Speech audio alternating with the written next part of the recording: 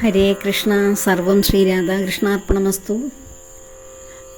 നമ്മൾ എല്ലാവരും ഭഗവാനെക്കുറിച്ച് ചിന്തിക്കുന്ന, ഭഗവാനെ ആഗ്രഹിക്കുന്ന, ഭഗവാനെ നിത്യം ഉപാസിക്കുന്ന എല്ലാവരും സാധാരണഗതിയിൽ പറയാറുണ്ട്, എനിക്ക് ഭഗവാൻ ഒരുപാട് പരീക്ഷണങ്ങൾ തരുന്നു, ഈ പരീക്ഷണങ്ങളെയൊക്കെ അതിജീവിക്കാൻ കഴിയാതെ ഞാൻ വിഷമിക്കുന്നു. ഭഗവാനിലേക്ക് അടുക്കും തോറും പരീക്ഷണങ്ങളുടെ ശക്തി വർദ്ധിക്കുകയാണ്. എന്തു ചെയ്യും ഭഗവാനെ? ഇനി ഭഗവാനെ വിട്ടൊഴിഞ്ഞിട്ട് പോകാനും കഴിയുന്നില്ല, പഴയ ജീവിതം അനുഭവിക്കാനുള്ള മനസ്സുമില്ല, മുന്നോട്ട് പോകാനായിട്ട് നല്ല വിഷമങ്ങളുമാണ് താനും. പക്ഷേ ഏതൊരു പ്രശ്നങ്ങളിലും പരീക്ഷണങ്ങളിലും നമ്മളൊന്ന് വെയിറ്റ് ചെയ്താൽ മതി. അല്പം ഒരു സാവകാശത്തിൽ നമ്മളൊന്ന് വെയിറ്റ് ചെയ്യുക. അപ്പോൾ നമുക്കതിനെ തരണം ചെയ്യുവാനുള്ള ഒരു മാനസിക ശക്തിയും ഒരു മാർഗവും ഭഗവാൻ കാണിച്ചു തരും. നമ്മളെ പരീക്ഷണങ്ങളിലിട്ട് ഉലയ്ക്കുമ്പോൾ, ഉഴറ്റുമ്പോൾ അതിൽ കിടന്ന് നാം ഒന്നുമില്ലാതായി, ഒന്നും അല്ലാതായി മാറുകയല്ല, അതിൽ നിന്നും പുതിയൊരു കരുത്ത് ഉൾക്കൊണ്ട് പുതിയൊരു അനുഭവത്തോടുകൂടി മുന്നേറുകയാണ് ഓരോ മനുഷ്യ ജീവനുകളും ചെയ്യുന്നത്. ശരിയല്ലേ ഞാൻ പറഞ്ഞത്? നമ്മൾ ഈശ്വരനിലേക്ക് കൂടുതൽ അടുക്കുവാനാണ് ഓരോ പരീക്ഷണങ്ങളും നമ്മെ പ്രാപ്തരാക്കുന്നത്. ഭഗവാൻ ഓരോ പരീക്ഷണങ്ങൾ തരുമ്പോൾ നമ്മൾ അതിൽ പെട്ട് ഉഴന്ന് ഇനി എനിക്ക് വയ്യ ജീവിക്കാൻ എന്ന് പറഞ്ഞ് ഭഗവത് ഭക്തന്മാരാരും ആത്മഹത്യക്ക് പോവുകയോ അല്ലെ വേറെ ജീവിത ശൈലികൾ സ്വീകരിക്കുകയോ ചെയ്യില്ല. അവർ കുറച്ചുകൂടി ഭഗവാനോട് കരയും, പറയും, അപേക്ഷിക്കും, എനിക്ക് വയ്യ ഭഗവാനെ, എനിക്ക് മടുത്ത്, എനിക്ക് വയ്യ, ഇനി എനിക്കിത് കൊണ്ടുപോകാനൊന്നും വയ്യ, എന്താണെന്ന് വെച്ചാൽ ഭഗവാൻ തന്നെ ചെയ്താട്ടെ, എനിക്കിത് മുന്നോട്ടൊന്നും കൊണ്ടുപോകാൻ വയ്യ ഇനി എന്നൊക്കെ നമ്മൾ ഭഗവാനോട് തന്നെ ആവലാതി പറയും. അങ്ങനെ പറയുമ്പോൾ അത് നമുക്ക് പറ്റാവുന്ന ഈ ശരീരം കൊണ്ടും ഇതിലിരിക്കുന്ന ആത്മശക്തി കൊണ്ടും പറ്റാവുന്നതിന്റെ പരമാവധി നമ്മൾ അനുഭവിച്ച് കഴിയുമ്പോഴാകും നമുക്കിനി വയ്യ എന്ന് പറഞ്ഞ് നമ്മൾ ഭഗവാന്റെ മുന്നിലേക്ക് അത് ഇറക്കി വെക്കുന്നത്.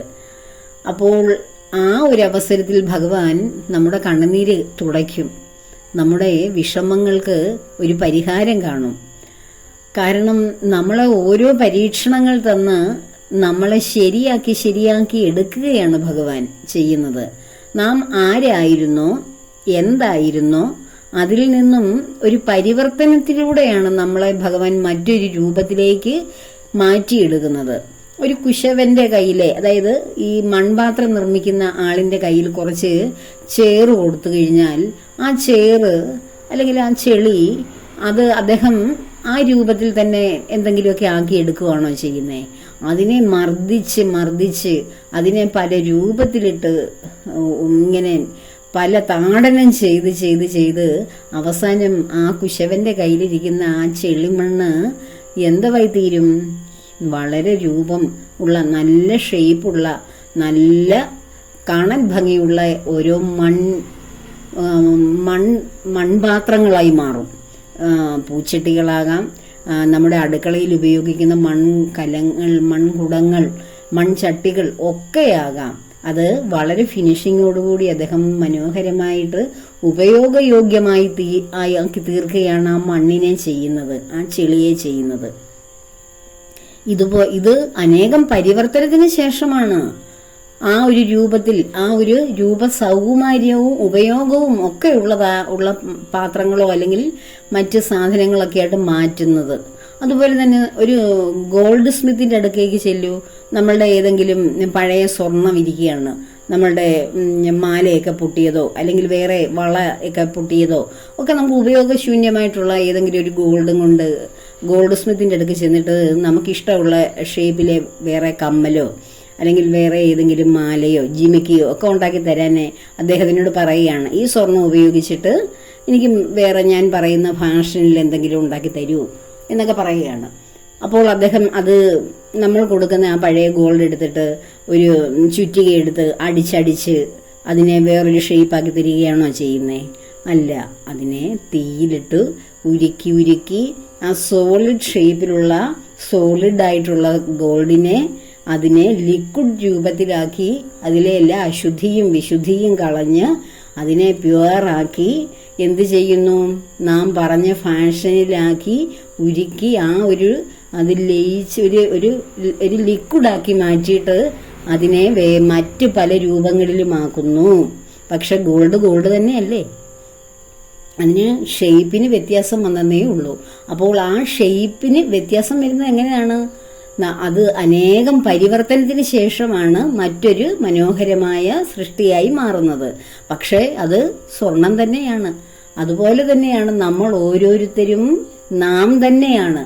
നമുക്ക് ഭഗവാൻ ചില പരിവർത്തനങ്ങൾ വരുത്തുകയാണ്. നമ്മെ കുറച്ചുകൂടി ഉപയോഗമുള്ളവരാക്കി, കാര്യക്ഷമതയുള്ളവരാക്കി, പ്രയോജനമുള്ളവരാക്കി, കരുത്തുള്ളവരാക്കി, വിവേകമുള്ളവരാക്കി, മറ്റുള്ളവർക്ക് പ്രയോജനമുള്ളവരൊക്കെ ആക്കി മാറ്റുകയാണ് ഭഗവാൻ ഈ പരീക്ഷണങ്ങളിലൂടെ ചെയ്യുന്നത്. നാം കുറച്ചുകൂടി എന്തായിരുന്നോ നാം, അതിൽ നിന്ന് കുറെ കൂടി നമുക്ക് കരുത്തും ജീവിത പരിചയവും നമ്മുടെ മാനസിക സമ്മർദ്ദങ്ങളിൽ നിന്നുള്ള ഒരു രക്ഷയും എല്ലാം നമുക്ക് നേടിത്തരികയാണ് നമ്മളെ ഓരോ പരീക്ഷണങ്ങളിലൂടെയും. അതിനുശേഷം ഈ പരിവർത്തനങ്ങൾക്ക് ശേഷം നാം ഒരു പുതിയ വ്യക്തിയായി മാറുകയാണ്. ഭഗവാന്റെ കൈകളിലേക്ക് നമ്മെ ഏൽപ്പിച്ചു കൊടുത്താൽ മാത്രമേ ഉള്ളൂ. ഒരു കുശവന്റെ കയ്യിലേക്ക് നാം ഏൽപ്പിച്ചു കൊടുക്കുന്നത് പോലെ, ഒരു ഗോൾഡ് സ്മിത്തിന്റെ കയ്യിലേക്ക്, ഒരു സ്വർണ്ണപ്പണിക്കാരന്റെ കയ്യിലേക്ക് നാം ഏൽപ്പിച്ചു കൊടുക്കുന്നത് പോലെ ഭഗവാന്റെ കയ്യിലേക്ക് നമ്മെ ഏൽപ്പിച്ചു കൊടുക്കണം. ഞാൻ ഇവിടെ നിൽക്കുന്നു, ഭഗവാൻ വേറെ നിൽക്കുന്നു. എനിക്ക് ആവശ്യം വരുമ്പോൾ ഭഗവാനോട് ചെന്ന് കരയുക, പറയുക. ഭഗവാൻ അത് കേൾക്കുന്നില്ല, അപ്പൊ ഭഗവാനൊന്നുമില്ല. ഞാൻ എന്ത് പറഞ്ഞാലും ഭഗവാൻ കേൾക്കുന്നില്ലല്ലോ, അപ്പോൾ ഭഗവാൻ എന്ന് പറയുന്ന ഒരു ശക്തി ഇവിടെ ഇല്ല. അതുകൊണ്ട് എനിക്ക് ഭഗവാനൊന്നും വേണ്ട, ഞാൻ എൻ്റെ ഇഷ്ടം അനുസരിച്ചൊക്കെ ജീവിക്കും എന്ന് പറഞ്ഞ് പോയി തൻ്റെ കാര്യങ്ങളൊക്കെ തന്നെത്താൻ നിർവഹിക്കാൻ വേണ്ടി വീണ്ടും ഇറങ്ങി പുറപ്പെടും. ഞാൻ വളരെ ശക്തനാണ്, എനിക്ക് എല്ലാ കാര്യങ്ങളും സാധിക്കാൻ എൻ്റെതായ മാർഗങ്ങളുണ്ട്, എനിക്ക് നല്ല പിടിപാടുകളും നല്ല വിദ്യാഭ്യാസവും നല്ല സമ്പത്തും എല്ലാം ഉണ്ട്, എനിക്കറിയാം എനിക്ക് എങ്ങനെ ജീവിക്കണം എന്നൊക്കെ എന്ന് പറഞ്ഞ് വീണ്ടും നമ്മൾ ഭഗവാനോട് കലഹിച്ചൊക്കെ പോയി കഴിഞ്ഞാൽ പിന്നെയും ഭഗവാൻ ഇങ്ങനെ നോക്കി നിൽക്കുകയാണ്. നീ എവിടെ വരെയാ പോകുന്നേ? പോയിട്ട് നീ കുറെ കഴിയുമ്പോൾ എൻ്റെ അടുക്ക തന്നെ വരും എന്ന് ഭഗവാൻ ഒരു ഗൂഢസ്മിതത്തോടെ നമ്മെ ഭഗവാനിലേക്ക് ഒരിക്കലെങ്കിലും വന്നവരെ പിന്നെ പോയി കഴിഞ്ഞാൽ ഭഗവാൻ വിടില്ല. ഭഗവാൻ ഇങ്ങനെ നോക്കിക്കൊണ്ടിരിക്കും. ഭഗവാൻ പിടിച്ചു വയ്ക്കുകയൊന്നുമില്ല. എവിടെ വരെ നമ്മൾ പോകുന്നു, നമുക്ക് എന്തൊക്കെയാണ് സംഭവിക്കുന്നത് ഒക്കെ ഭഗവാൻ കണ്ടുകൊണ്ട് ഇങ്ങനെ ഒരു സുസ്മേര വദനനായി ഭഗവാൻ ഇങ്ങനെ നിൽക്കുകയാണ്. നീ പോയാൽ എവിടെ വരെ പോകും, ഏതറ്റം വരെ പോകും, എൻ്റെ അടുക്ക അല്ലാതെ നിനക്ക് വല്ല രക്ഷയും ഉണ്ടോ കുഞ്ഞേ എന്ന് ഭഗവാൻ നമ്മളോട് ചോദിക്കുകയാണ്. അങ്ങനെ നമ്മൾ പൂർണ്ണമായിട്ടും ഞാൻ മുൻപ് പറഞ്ഞ ആ ഉപാധികളൊക്കെ പോലെ പൂർണ്ണമായി ഭഗവാന്റെ മുന്നിലേക്ക് എന്നെ ഒന്ന് അഴിച്ചു പണിയൂ ഭഗവാനെ എന്ന് പറഞ്ഞ് നാം സമർപ്പിക്കുന്നുണ്ടോ? അതാണ് ഫുൾ ഡെഡിക്കേഷൻ എന്ന് പറയുന്ന ആത്മസമർപ്പണമാണ് അവിടെ വേണ്ടത്. ആ സമർപ്പണ ബുദ്ധിയ നമ്മളെ കൊടുക്കുന്നുണ്ടോ ഭഗവാന്റെ കയ്യിലെ? അങ്ങനെ കൊടുക്കുന്ന വ്യക്തിയെ ഭഗവാൻ നമ്മളിരിക്കുന്ന ഏത് രൂപമായിരുന്നോ നമ്മുടെ മനസ്സിന്, നമ്മുടെ ചിന്തകൾ, നമ്മുടെ പ്രവൃത്തികൾ, നമ്മുടെ കർമ്മങ്ങൾക്കെല്ലാം ഏതൊക്കെ രൂപം, ഏതൊക്കെ ഭാവം, ഏതൊക്കെ സംസ്കൃതി ഒക്കെയായിരുന്നോ അതിനെയെല്ലാം ഭഗവാൻ ക്രമേണയാണ്, ഉടനെയൊന്നും അതൊന്നും ഒരു മാറ്റം പ്രതീക്ഷിക്കരുത്. ക്രമേണ ഭഗവാനിലേക്ക് വരുമ്പോൾ പതുക്കെയാണ് നമുക്ക് മാനസിക പരിവർത്തനവും ജീവിതത്തിന്റെ മാറ്റങ്ങളും ഒക്കെ ഉണ്ടാകുന്നത്. അതിനുവേണ്ടി ഒന്ന് വെയിറ്റ് ചെയ്താൽ മതി. ഭഗവാനെ നിരന്തരം കൂടെ ചേർത്തുകൊണ്ട് ഒന്ന് സമാധാന ബുദ്ധിയോടുകൂടി ഒന്ന് വെയിറ്റ് ചെയ്യുക. ഭഗവാൻ നമ്മെ മാറ്റി പണിഞ്ഞിരിക്കും, വേറൊരു രൂപത്തിലാക്കിയിരിക്കും. നാം തന്നെയാണ്, പക്ഷെ നമുക്ക് മറ്റൊരു ജീവിതത്തിന്റെ തലം ഉണ്ടാക്കി തരും. ഇത് വളരെ ശരിയാണ്, വളരെ സത്യമാണ്, വളരെ അനുഭവമുള്ള കാര്യമാണ്. ഇത് ഭഗവാനിലേക്ക് വന്ന ആ പരീക്ഷണങ്ങളെയൊക്കെ നമ്മൾ നേരിടുമ്പോൾ നമുക്ക് തോന്നും, ഈ പരീക്ഷണ നിരീക്ഷണങ്ങളിലൂടെയൊക്കെ എനിക്ക് വയ്യ എന്ന് പറഞ്ഞ് നാം പിന്തിരിഞ്ഞു പോകാതെ ആ ഭഗവാൻ തരുന്ന ഓരോ പരീക്ഷണങ്ങളെയും ശരിയായ ഒരു ജീവിത പരീക്ഷയായി എടുത്തുകൊണ്ട് ആ ജീവിത പരീക്ഷയിൽ ഞാൻ നന്നായി പെർഫോം ചെയ്യും എന്ന് ഭഗവാനെ കൊണ്ട് 100 മാർഗം മേടിക്കുവാൻ കഴിയുന്ന വിധത്തിൽ നാം അതിനുവേണ്ടി തയ്യാറാവണം. എന്താണോ എന്നെ ഏൽപ്പിച്ചിരിക്കുന്നത്, ദുരിതങ്ങളും ദുഃഖങ്ങളും ആയിക്കോട്ടെ, പക്ഷെ അതിലും ഭഗവാൻ ഒരു ചെറിയ മാർഗം അതിൽ തരും, ഒരു രക്ഷ തരും, അതിനെ മുന്നോട്ട് കൊണ്ടുപോകാൻ ഒരു ശക്തി തരും. ആ ശക്തിയിൽ പിടിച്ചുകൊണ്ട് നാം മുന്നേറണം. കഷ്ടകാലത്തും ധർമ്മബോധം വെടിയാതെ ജീവിക്കുന്നതാണ് യഥാർത്ഥ ഭക്തി. ധർമ്മത്തോടുകൂടി നമ്മുടെ കഷ്ടകാലങ്ങളിലൊക്കെയാണ് നമ്മൾ ധർമ്മം നഷ്ടപ്പെടുത്തുവാൻ വേണ്ടി ശ്രമിക്കുന്നത്. നമ്മുടെ കയ്യിൽ സമ്പത്തില്ലാത്ത അവസ്ഥ, സ്വാധീനമില്ലാത്ത അവസ്ഥ, ആവശ്യങ്ങൾ വർദ്ധിച്ചു വരുന്ന അവസ്ഥ. ഈ സമയത്തൊക്കെ ഭഗവാൻ നമ്മെ സസൂക്ഷ്മം നോക്കും, നമുക്ക് പരീക്ഷണങ്ങൾ തന്നിട്ട്. ഈ കഷ്ടകാലങ്ങളിലും ദുരിത കാലഘട്ടങ്ങളിലും ഇവൻ ധർമ്മം വെടിഞ്ഞ് ജീവിക്കുന്നുണ്ടോ, അന്യായത്തിലൂടെ കാര്യങ്ങൾ സാധിക്കുന്നുണ്ടോ, അധർമ്മത്തിലൂടെ മുന്നോട്ട് പോകുന്നുണ്ടോ, അവിടെ ആ പരീക്ഷയൊന്ന് വിജയിച്ചു കഴിഞ്ഞാൽ നമ്മൾ ധർമ്മം വെടിയാതെ നമ്മുടെ മോറൽ വെർച്യൂസ് ഒക്കെ സൂക്ഷിച്ചുകൊണ്ട് നമ്മുടെ ജീവിതം മുന്നോട്ട് ഏറ്റവും ദുരിതപൂർണമായ കാലത്തിൽ പോലും അങ്ങനെ തന്നെ മുന്നോട്ട് കൊണ്ടുപോയാൽ 100ൽ 100 മാർഗമാണ് ഭഗവാൻ നമുക്ക് തരുന്നത്. ഒരു മാർഗവും അവിടെ കുറയ്ക്കത്തില്ല ഭഗവാൻ. അതാണ് കഷ്ടകാലം വരുമ്പോഴും ധർമ്മനിഷ്ഠ തെറ്റാതിരിക്കണം എന്നൊരു വരി തന്നെയുണ്ട് ഒരു പ്രാർത്ഥനയിൽ. അപ്പോൾ അങ്ങനെ ധർമ്മനിഷ്ഠ തെറ്റിക്കാതെ സത്യസന്ധമായ ജീവിതത്തോടുകൂടി നല്ല മോറൽ വെർച്യൂസ് ഒക്കെ സൂക്ഷിച്ചുകൊണ്ട് ജീവിക്കുന്ന ഒരു വ്യക്തിയെ ഭഗവാൻ ഒരു കാലത്തും തഴയുകയില്ല, തള്ളിക്കളയുകയില്ല. ഭഗവാന്റെ ഹൃദയത്തിലേക്ക് ചേർത്ത് നിർത്തുവാനുള്ള ഉള്ളവരാക്കാൻ വേണ്ടിയാണ് നമുക്ക് ഓരോ പരീക്ഷണങ്ങൾ തന്ന് നമ്മിലെ അഴുക്കുകളെ, മാലിന്യങ്ങളെ ഓരോന്നിനെയും ഭഗവാൻ മാറ്റി മാറ്റി നാം ഒന്നുമല്ല, ഞാനൊന്നുമല്ല, എനിക്കൊന്നിനും കഴിയില്ല, എല്ലാം ഭഗവാന്റെ ഇച്ഛയ്ക്ക് സാധിക്കട്ടെ എന്ന ഒരു അവസ്ഥയിൽ കൊണ്ട് നിർത്തും ഭഗവാൻ. ഞാൻ ചെയ്യുന്നു, ഞാൻ അനുഭവിക്കുന്നു, ഞാൻ സുഖിക്കുന്നു, ഞാൻ സന്തോഷിക്കുന്നു, ഞാൻ നേടുന്നു. ഈ ഞാൻ എന്നുള്ള ഒരു അവസ്ഥയിൽ നിന്നും ഞാൻ ഒന്നുമല്ല, എനിക്കൊന്നിനും പറ്റില്ലല്ലോ ഭഗവാനെ എന്ന് തോന്നുന്ന ഒരു അവസ്ഥയുണ്ട്.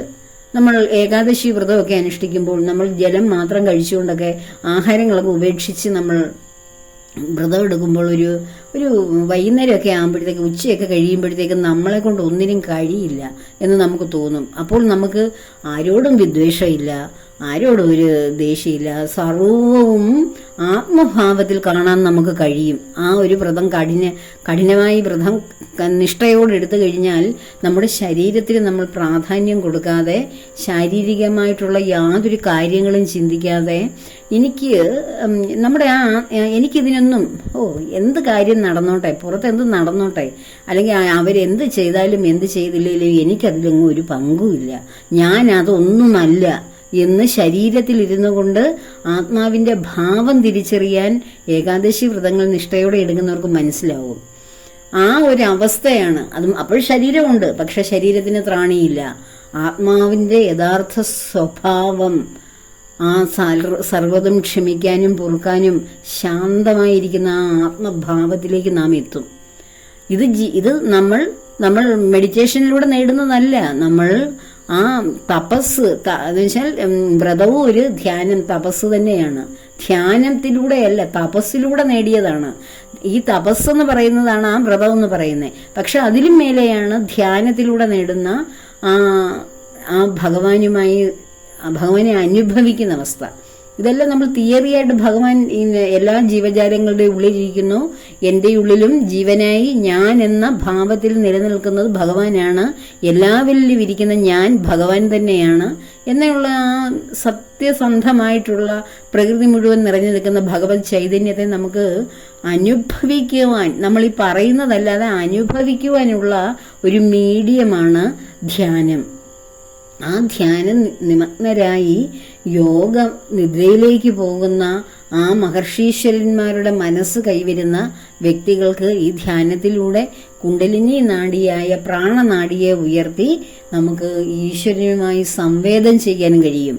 അവിടെ ശരീരം അപ്രധാനമാണ്. ജീവിച്ചിരിക്കുമ്പോൾ തന്നെ ശരീരത്തിൽ നിന്ന് വേർപെട്ടുകൊണ്ട് ഭഗവാന്റെ ചൈതന്യം എന്താണെന്ന് അനുഭവിച്ചിട്ട് അതിൽ ലയിച്ച് തിരിച്ചു വരുന്ന ഒരു അനുഭവം.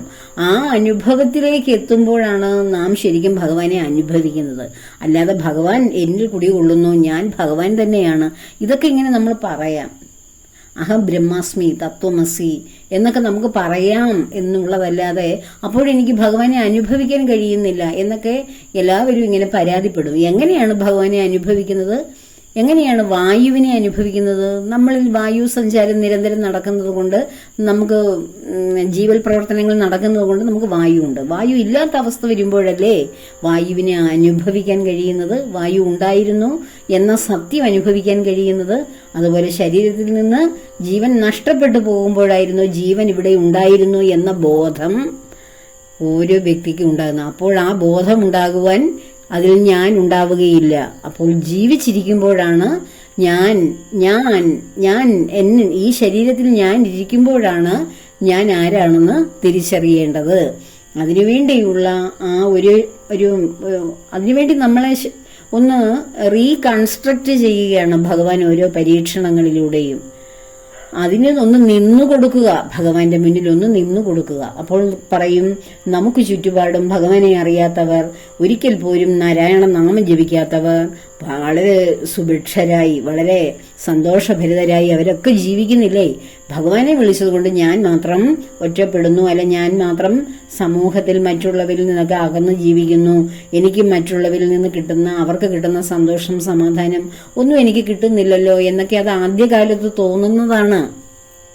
നമ്മൾ അനുഭവിക്കുന്ന, യഥാർത്ഥ ഭക്തരനുഭവിക്കുന്ന സന്തോഷം മറ്റുള്ളവർക്ക് ലഭിക്കില്ല, ഒരിക്കലും ലഭിക്കില്ല. അവർ ഈ പുറമേ കാണുന്ന ആഡംബരങ്ങളുടെയും ഭൗതിക സുഖങ്ങളുടെയും പിന്നാലെ പോകുമ്പോൾ അവർക്ക് ആത്യന്തികമായിട്ടുണ്ടാകുന്ന ദുഃഖത്തെ തരണം ചെയ്യുവാൻ അവരുടെ മനസ്സിന് യാതൊരു പക്വതയും കഴിവും ഉണ്ടാവുകയില്ല. അവർ നമ്മുടെ സന്തോഷം കണ്ടിട്ട്, ഈ വ്യക്തി എന്താണ് എപ്പോഴും ഇങ്ങനെ സമാധാനവും സന്തോഷവുമായിട്ടിരിക്കുന്നേ, ഇവർക്ക് യാതൊരു പ്രശ്നമില്ലേ, ഇവരെപ്പോഴും ഹാപ്പിയാണോ എന്ന് അവർക്ക് സംശയം തോന്നും. പക്ഷെ നമുക്ക് തോന്നും അവരാണ് ഹാപ്പി എന്ന്. സത്യത്തിൽ അവരല്ല. നമ്മൾ ഭഗവാനെ അറിയുന്നവർ തന്നെയാണ് എപ്പോഴും ആനന്ദത്തിലിരിക്കുന്നത്. വലിയ കേടുപാടുകളും പ്രശ്നങ്ങളും ഒരു പ്രതിസന്ധികളും ഒന്നുമില്ലാതെ നമുക്ക് മുന്നോട്ട് ജീവിക്കുവാനുള്ള മാർഗം ഭഗവാൻ കാണിച്ചു തരിക തന്നെ ചെയ്യും. അല്ലാതെ മറ്റുള്ളവർ സന്തോഷിക്കുന്നു, എന്നിട്ട് ഭഗവാനെ അറിയുന്ന നമുക്കൊരു സന്തോഷവും ഇല്ല എന്ന് തോന്നുന്നത് നമുക്ക് നമ്മളെ തന്നെ നമ്മൾ താഴ്ത്തി കാണുകയാണ് ചെയ്യുന്നത്. ഭഗവാനെ നമ്മൾ അനുഭവിക്കും തോറും അറിയും തോറും നമുക്ക് യഥാർത്ഥ സത്യം ജ്ഞാനം അതിലേക്ക് കടന്നു വരും തോറും നമുക്ക് സന്തോഷം ഉണ്ടാവുക തന്നെ ചെയ്യും. അത് പുറത്തു നിന്നുള്ള സന്തോഷമല്ല. മറ്റുള്ളവർ ഈ ഭൂമിയിൽ ഭൗതികത്തിൽ ജീവിക്കുന്നവർക്ക് പുറത്തു നിന്ന് എന്തെങ്കിലുമൊക്കെ വേണം അവർക്ക് സന്തോഷിക്കാൻ. ഇല്ലെങ്കിൽ അവർ വളരെ വിരസരായി നിരാശരായി അവരുടെ ഗൃഹങ്ങളിലൊക്കെ കഴിഞ്ഞുകൂടും. അവർക്കൊരു ഹാപ്പിനെസ്സും ഇല്ല. ജീവിതം നിരാശപൂർണമായിട്ട് വളരെ ഡിപ്രഷനിൽ പോകും. പക്ഷേ ഈശ്വരനെ അറിയുന്ന ഭഗവാന്റെ അനുഗ്രഹം അനുഭവിക്കുന്ന വ്യക്തികൾക്ക് പുറത്തുനിന്ന് ആരും ഇങ്ങോട്ട് തള്ളിക്കയറി വന്ന് നമ്മളെ സന്തോഷിപ്പിക്കണ്ട. അല്ലെങ്കിൽ നമ്മൾ അങ്ങോട്ട് ആരുടെയെങ്കിലും സന്തോഷം തേടി അവിടേക്ക് പോവുകയും വേണ്ട. നമ്മൾ ഓൾറെഡി സന്തോഷവാന്മാരാണ്. എപ്പോഴും സന്തോഷം നിറഞ്ഞു നിൽക്കും. മറ്റുള്ളവർ പിന്നെ അവർ സമ്പന്നരായി, എനിക്കൊരു സമ്പത്തും ഇല്ല, അവർ വളരെ ആഡംബരത്തോടെ ജീവിക്കുന്നു, എനിക്ക് ആഡംബരമൊന്നുമില്ല എന്നൊക്കെ നമ്മൾ ചിന്തിക്കുന്നത് അവരുടെ കർമ്മങ്ങൾ അനുസരിച്ചാണ്. അവർ പൂർവ്വജന്മത്തിൽ അതിനുള്ള കർമ്മങ്ങൾ ചെയ്തിട്ടുണ്ടാകും. അതിന്റെ ഫലമാണ് അവരിപ്പോഴനുഭവിക്കുന്ന നന്മയും തിന്മയും ഒക്കെ. നമ്മുടെ കർമ്മഫലമാണ് നാം അനുഭവിക്കുന്നത്. നമ്മുടെ കർമ്മഫലം, ഭഗവാനെ അറിയുന്ന ഭഗവത് ഭക്തരുടെ കർമ്മഫലം വളരെ ശ്രേഷ്ഠം തന്നെയാണ്, വളരെ ശ്രേഷ്ഠം തന്നെയാണ്. അതുകൊണ്ടാണ് എത്രയോ ജന്മങ്ങളായി ആരൊക്കെയോ എവിടൊക്കെയോ ഒക്കെ എത്തിയിട്ടും ഭഗവാനെ അറിയാതെ എല്ലാവരും നടക്കുമ്പോഴും നമുക്ക് ഈ ജന്മം ഈ സമയം ഭഗവാനെ കിട്ടിയല്ലോ, ഭഗവാനിലൂടെ അല്ലേ നമുക്ക് ആത്യന്തികമായി രക്ഷയുള്ളൂ എന്ന മഹാസത്യം മനസ്സിലാക്കുവാൻ ഈ അവസരം നമുക്ക് തന്നല്ലോ ഭഗവാനെ. ഇതാണ് നമ്മുടെ ജന്മത്തിന്റെ ജന്മസുകൃതം എന്ന് പറയുന്നത്. മറ്റുള്ളവർക്ക് ആ സുകൃതം ലഭിക്കുവാൻ അവർ ഇനിയും അനേകകാലം താണ്ടേണ്ടി വരുമല്ലോ. അത് വെച്ച് നോക്കുമ്പോൾ നാം തന്നെയാണ് ശ്രേഷ്ഠർ എന്ന് നമുക്ക് തിരിച്ചറിയും. ഈ തിരിച്ചറിവിലൂടെ കടന്ന് മുന്നോട്ട് പോകുന്തോറും നമുക്ക് ജീവിതത്തിൽ വളരെ സന്തോഷവും സായുജ്യവും ഒക്കെ ലഭിക്കും. അതിനുവേണ്ടി ഭഗവാൻ എല്ലാവരെയും അനുഗ്രഹിക്കട്ടെ. ഭഗവാന്റെ അനുഗ്രഹത്തിലിരിക്കുവാൻ, ഭഗവാന്റെ സ്നേഹത്തിലിരിക്കുവാൻ, ആ കരുതലിലിരിക്കുവാൻ എല്ലാവരെയും ഭഗവാൻ അനുഗ്രഹിക്കട്ടെ. എല്ലാവർക്കും വേണ്ടി ഭഗവാനോട് പ്രാർത്ഥിക്കുന്നു. സർവകർമ്മങ്ങളും ഭഗവാന്റെ പത്മപാദങ്ങളിൽ സമർപ്പിക്കുന്നു. ലോകാ സമസ്ത സുഖിനോ ഭവന്തു.